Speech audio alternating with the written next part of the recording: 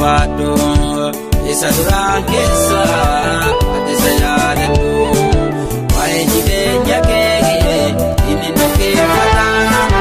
hubatti deebii kee waa'ee seeqata waa'ee jireenya kee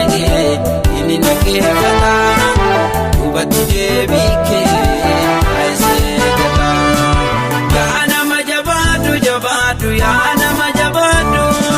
yaa nama jabaadhu jabaadhu yaa nama jabaadhu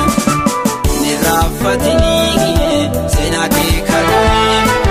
obsumaan jabaadhu dhaabadhu gooftaa wajjin ta'ee achuma dhaabadhu gooftatu siif tola bubbee har'aa laaltee raafame dhuma keetti tola.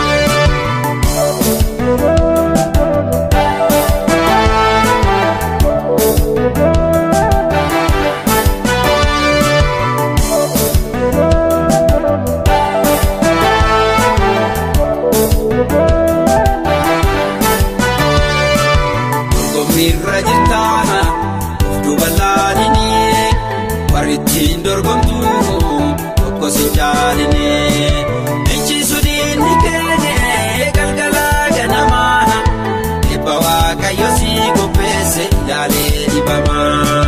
guyyaa kaachoo fixeege badhaasaa argataa qulqulloota wajjin mana waaqa gala jabaadhu waaqayyoon jabaadhu isa duraan keessa ati isa yaadadhu waa'ee jireenya kee inni dhaggeeffata hubatti deebii kee waa'ee seeqata waa'ee jireenya kee inni dhaggeeffata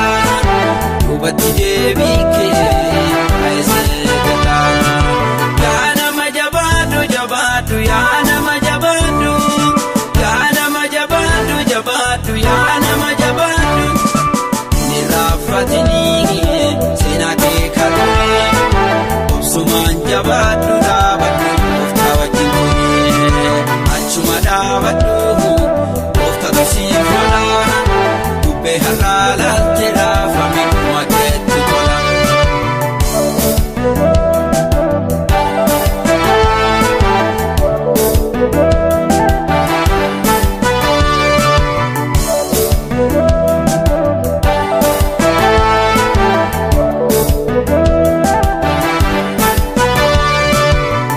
Sentu dhabdee halkan guyyaa boosse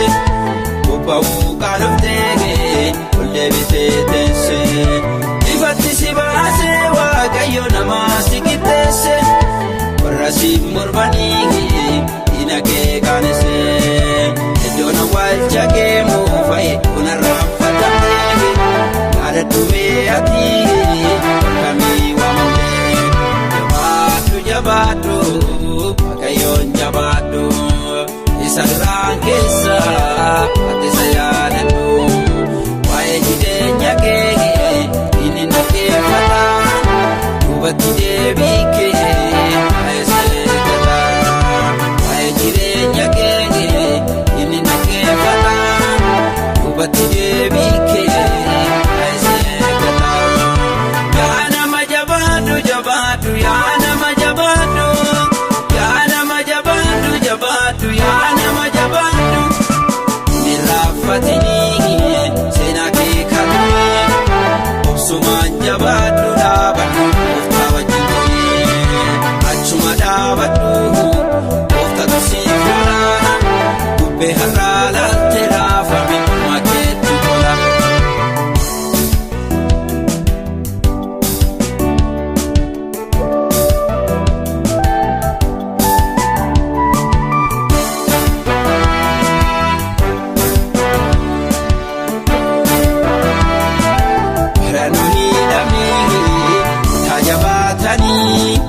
Isa kaadiranoo ofirraa uffatanii mukni yoo bocamee bidiruun tolfamu